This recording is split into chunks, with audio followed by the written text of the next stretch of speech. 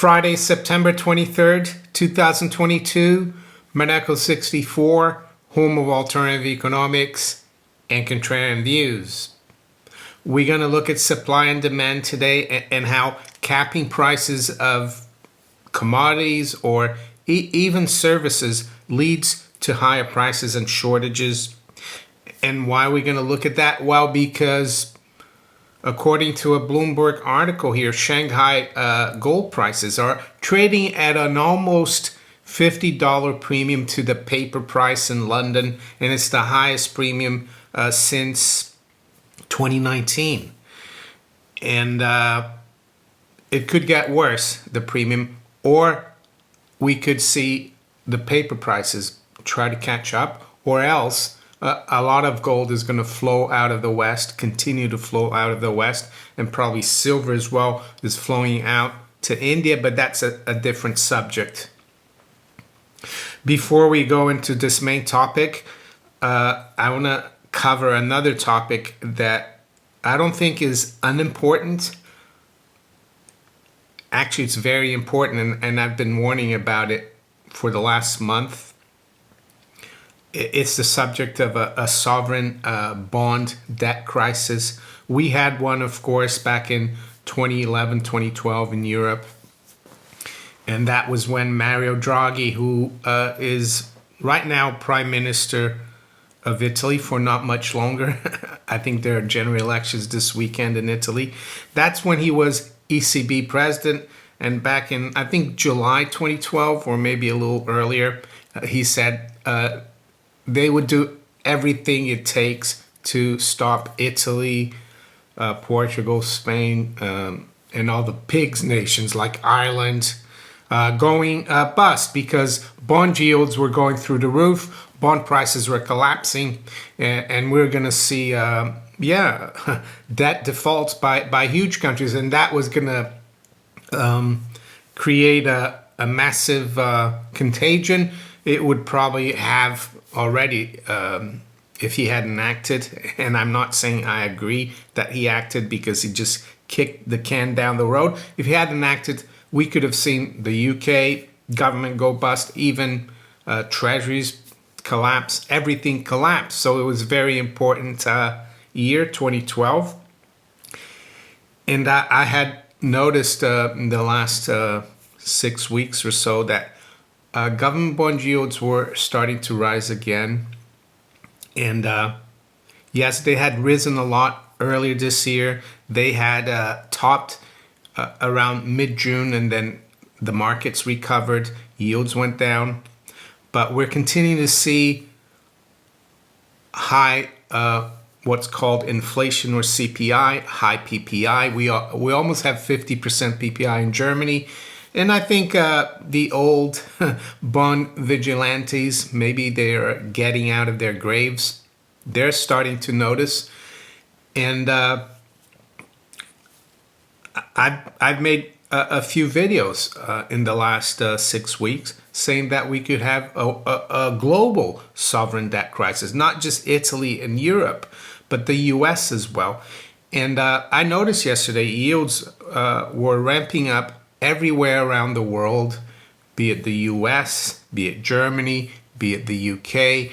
And why is the bond market so important? Well, because the bond market is the biggest asset market on the planet. The bond market, interest rate markets are the biggest derivatives markets out there. It's the most leveraged market as well. So I think we could have a huge problem here. The leverage and the derivatives is a huge problem. Some people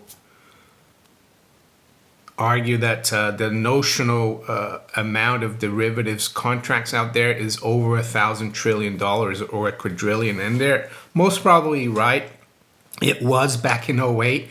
They try to do an accounting gimmick and bring it below, but it's probably even approaching 2 quadrillion, I would say. So it's a huge mess. A lot of these derivatives in the interest rate sector are what is called over the counter. So they're traded not in a central exchange. They're traded amongst counterparties, mainly the too big to fail banks and also institutional corporate hedge funds. And we saw yesterday, I think Credit Suisse, they want to create a bad bank. You look at the stock price or the share price of Credit Suisse, one of the too big to fails. It's going through the floor. So I think there's a lot of problems out there.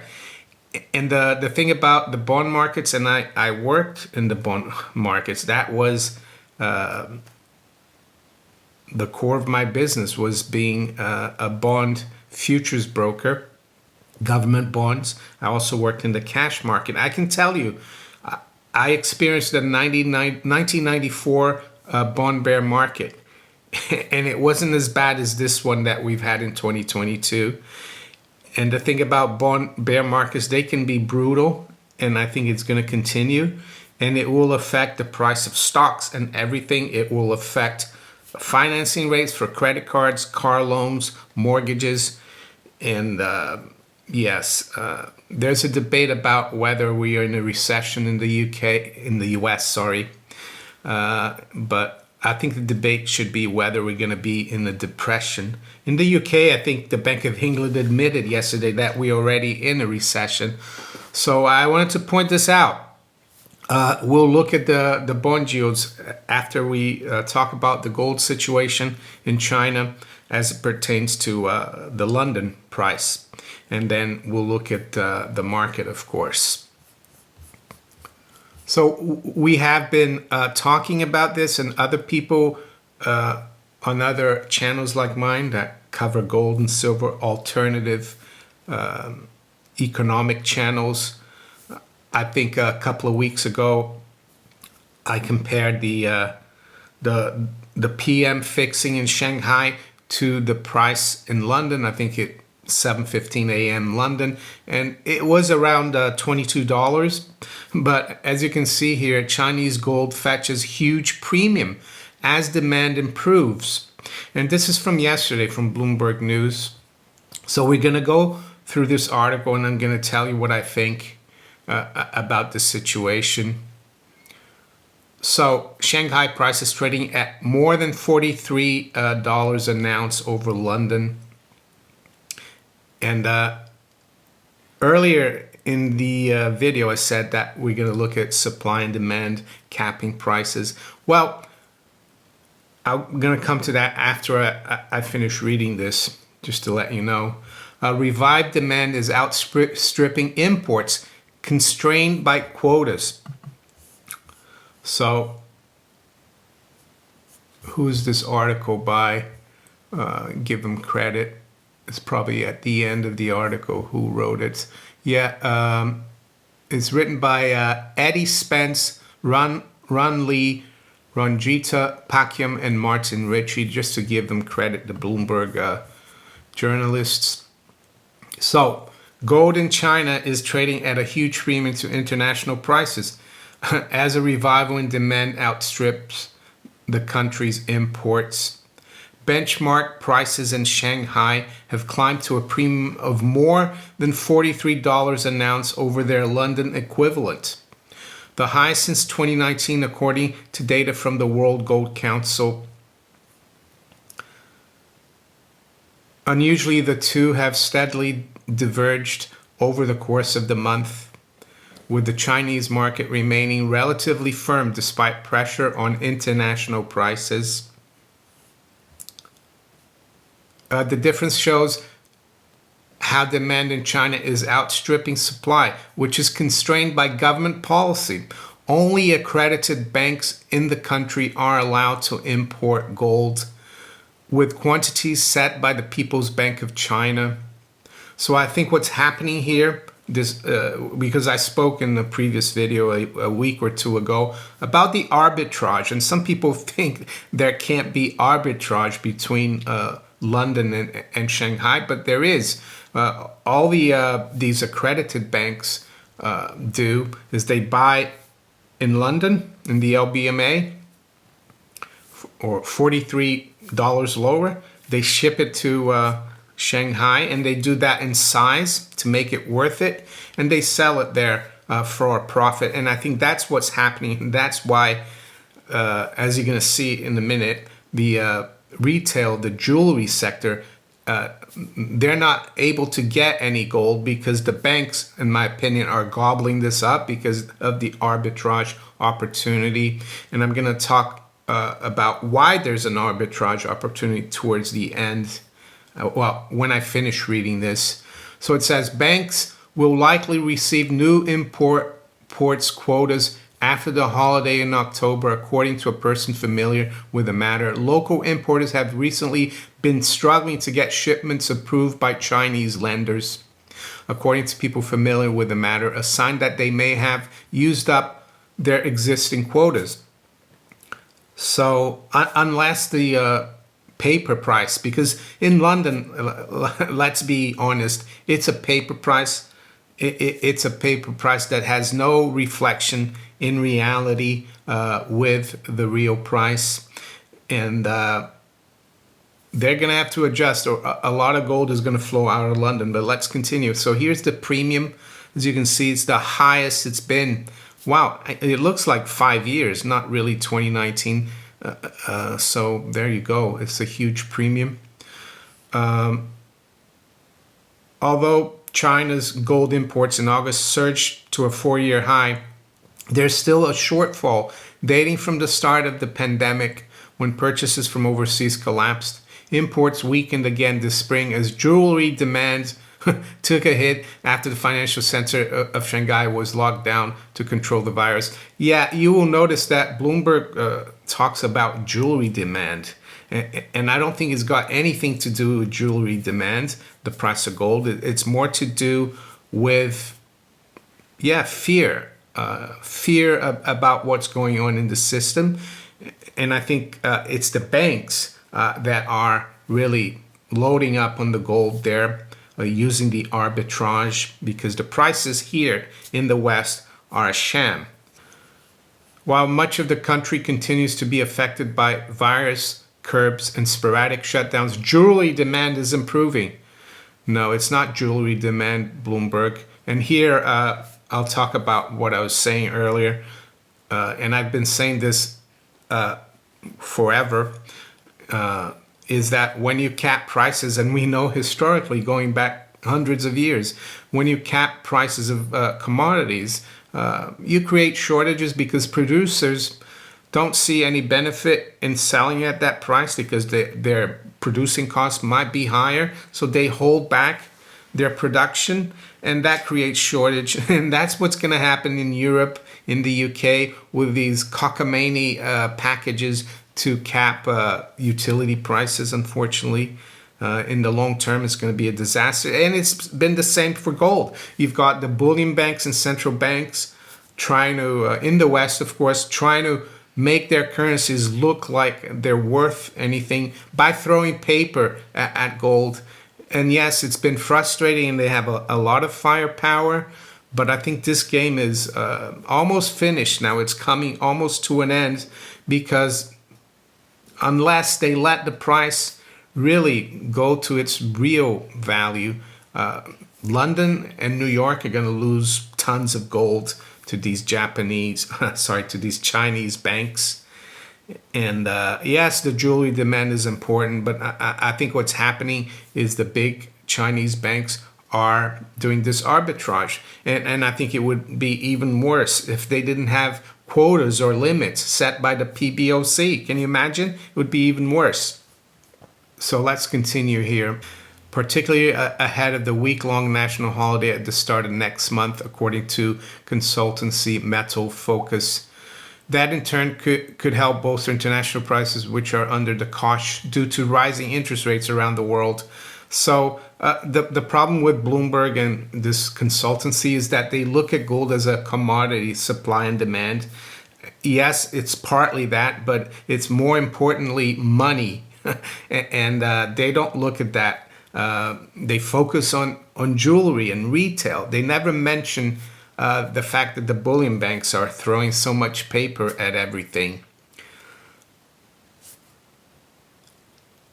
As the world's biggest physical market, China's local demand can lend some support.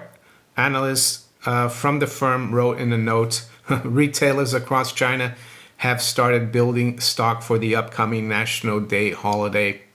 Prices in China have also been buoyed by the sharp slide in value of the yuan against the dollar. While spot gold has dropped over 8% this quarter, the drop in yuan terms has been less than 3%. So that's it. There you go. I think this is all about the monetary situation and the fact that the paper prices have no basis in reality. It's got nothing to do about these holidays in China and jewelry demand. Yes, they'll have a little impact on everything. I think it's the Chinese banks, that are doing this arbitrage. So what happened in 2019? Well, the period, let's say 2017, 2019, when these premiums were really high. Well, gold took off. Broke through like 1375, 1400, and went on its way to over 2000 back in 2020 and also early this year. And I remember well as well back in 2009, 2008 and 9 when gold dropped from above 1,000 back in March of 08 to around 680 in September of 08. The premiums are huge, and eventually the paper price had to go up, or else these bullion banks and the central banks were going to lose a lot of gold. So the price eventually went from 680 to almost, just above 1900 by 2011. Am I saying this is going to happen now? No, but I think it's a sign that, the prices we see on the screen are kind of artificial, and eventually they're going to have to catch up. So with that, let's quickly look at where the markets are. We'll look at the bond market as well, of course. So it's 8:20 a.m. London time. So we've got spot gold, London gold, 1668. So it's probably over 1700 in Shanghai. It's down just over $2. It's near the lows from the overnight session. Low has been 1666.65. Interesting number. High's been 1676. So we're down just over $2. Silver's down about 6 cents. Silver as well. A lot of silver flowing out of COMEX and also LBMA. And silver's holding on relatively well compared to gold, I would say. We're at 1956, down 5 cents. High's been 72, low 52. To the stock market, the Dow futures is down 0.5%, down about 120 points. NASDAQ 100 futures down just under 0.5% or 50 points. S&P is down 0.4%. FTSE's unchanged, so is the Euro Stoxx 50. To the currencies, yes, sterling here just breaking through 112. So as I said yesterday, we seem to be losing one big figure every day, and that's a bad sign. And coupled with the bond market, which we're going to look at in a minute, it's not good. So we're at 111.88 sterling or cable is down 0.2%. The euro as well continued to come off. It's down 0.5% at 97.93. The dollar is down slightly versus the yen at 142.18. Yes, the yen. Yesterday, the Bank of Japan intervened massively in the yen. The yen was almost, the dollar was almost reaching 146. And it was when I did my video. And after I did my video, they intervened. And I think the yen dropped to like a 140 handle. So it was a huge intervention. Some of you said, well, how come you didn't cover that? Well, because it happened after I did my video. But what do I think about the intervention? Well, I think it's going to fail unless the Bank of Japan starts raising rates and abandons its yield curve control of the 10-year JGB. nothing's going to change. Intervention like this doesn't work if you're not prepared to raise rates as well to strengthen the currency. So basically, they want to have their cake and eat it by intervening and not doing other things. Dollar's up just under 0.2 versus the Swiss franc at 97.95. And the dollar is up 0.5% versus the yuan at 7.11. Check the dollar ruble. Well, the dollar is down 1%. Is now back below 60. So dollar ruble is at 59.30. I don't think that is a sign that Russia is panicking and that their economy is going down the drain. The fact that their currency is relatively strong, or quite strong actually, not only versus the dollar, but also versus the other major currencies.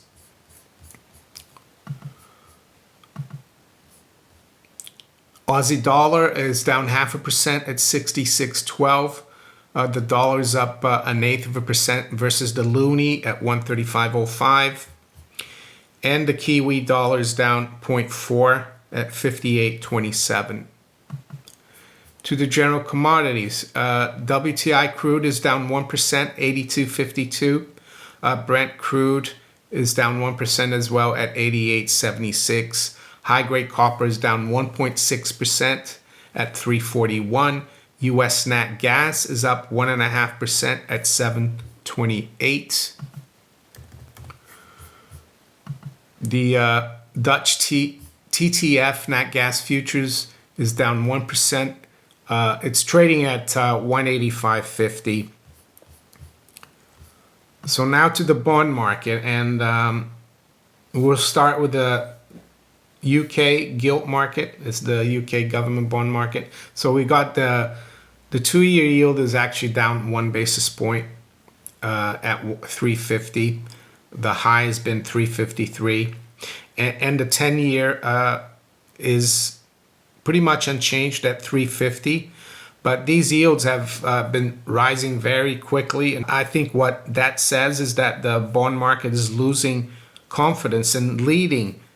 Well, they're ahead of the curve in relationship to the Bank of England. The Bank of England is reacting to the bond market, and with rates now at 2.25, I think, the base rate, they're way behind.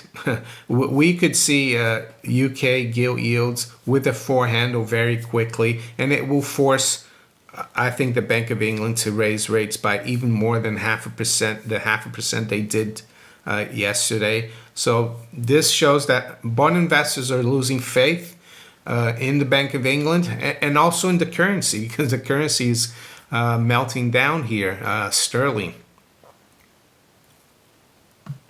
And yes, the dollar is strong, but only by default, I would say.